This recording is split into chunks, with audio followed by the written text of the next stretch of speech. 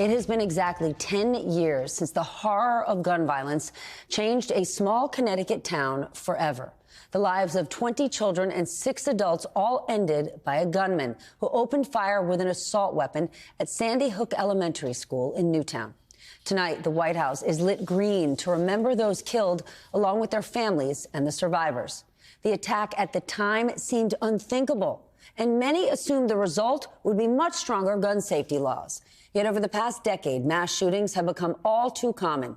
NBC News has tracked shootings since 2013 and found 54 involving active shooters, which have killed 101 and injured 156 people.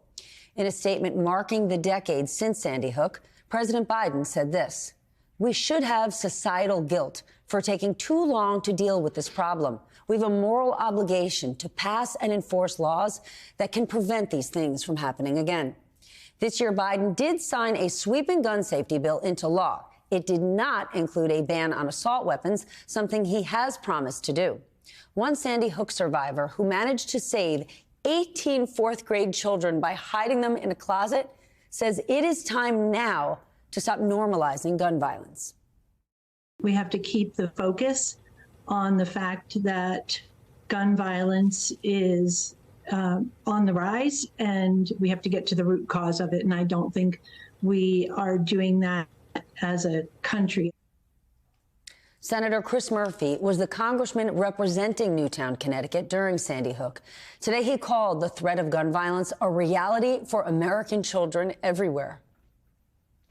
It's important to remember that today, in cities all across this country, there are kids who walk to and from school in violent neighborhoods who aren't sure that they're going to survive that commute. Over the past decade, there has also been a surge in mass shootings linked to toxic hate speech targeting certain groups. Last month, 5 people were murdered and another 17 injured at an attack at Club Q, a gay nightclub in Colorado Springs. Today, survivors of that shooting, as well as the deadly attack on the Pulse nightclub in Florida, testified to Congress about hate and violence, specifically against the LGBTQ community. To the politicians and activists who accuse LGBTQ people of grooming children and being abusers, shame on you. Hate speech turns into hate action, and actions based on hate almost took my life from me at 25 years old.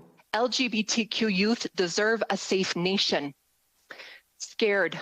Since the shooting at Club Q, that word keeps coming up for me. Youth are asking us to be more incognito, less obviously LGBTQ. They're scared they'll be the next target. This isn't okay. Cynical politicians and greedy grifters have joined forces with right-wing extremists to pour gasoline on anti-LGBTQ hysteria and terrorize our community. And all along, we warned that these short-sighted political maneuvers would come with a human cost. But they've continued anyway.